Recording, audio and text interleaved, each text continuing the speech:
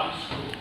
But if you start talking about curriculum or assessment, then you're immediately entering some fairly dangerous space.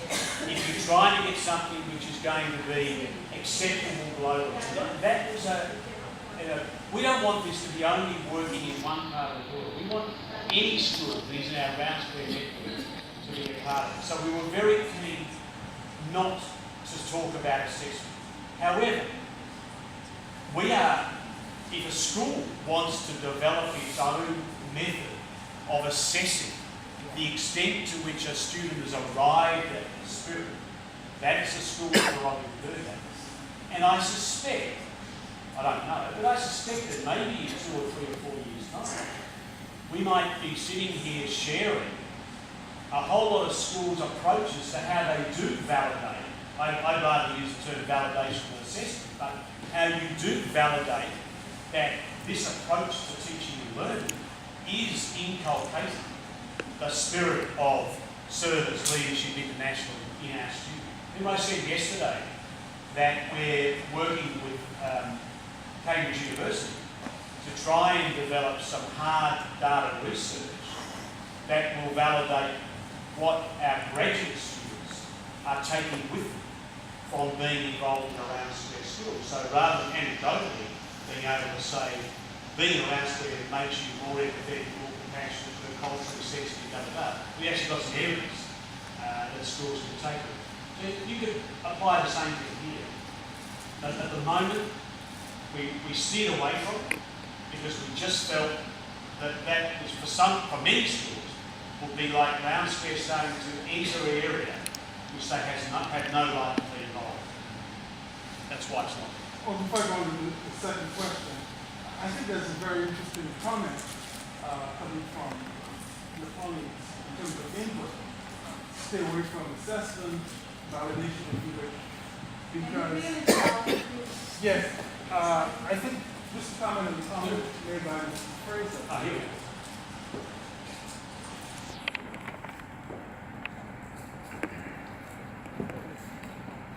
we go. Hello. All right, just to sort of add something to the comment made, actually the decision made by your colleagues, the panel that looked at the issue of assessment and perhaps some reasons why we shouldn't embark on that at this point in time.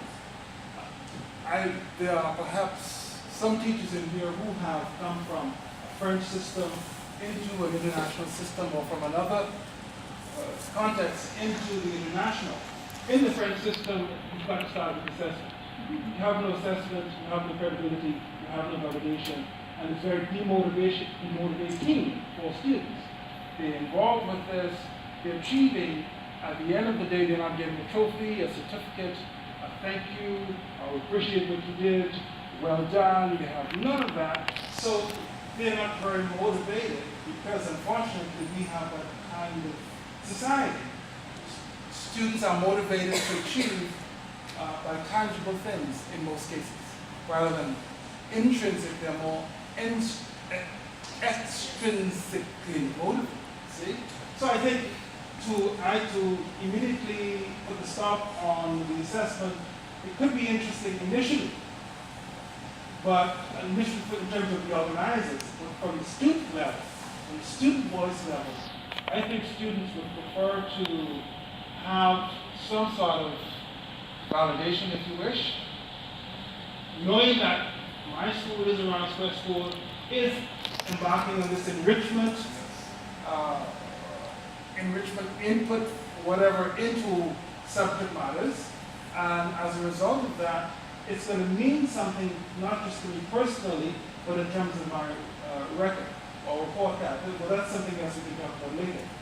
So I feel that the question with regards to assessment shouldn't be put to rest, but should perhaps come up at another stage with more input, because I really feel that from a student standpoint, it's going to be very significant.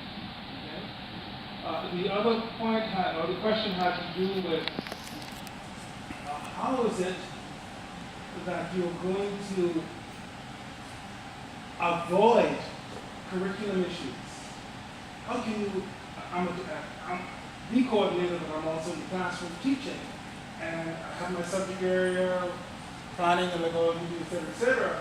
And at the heart of what I do is directly related to curriculum.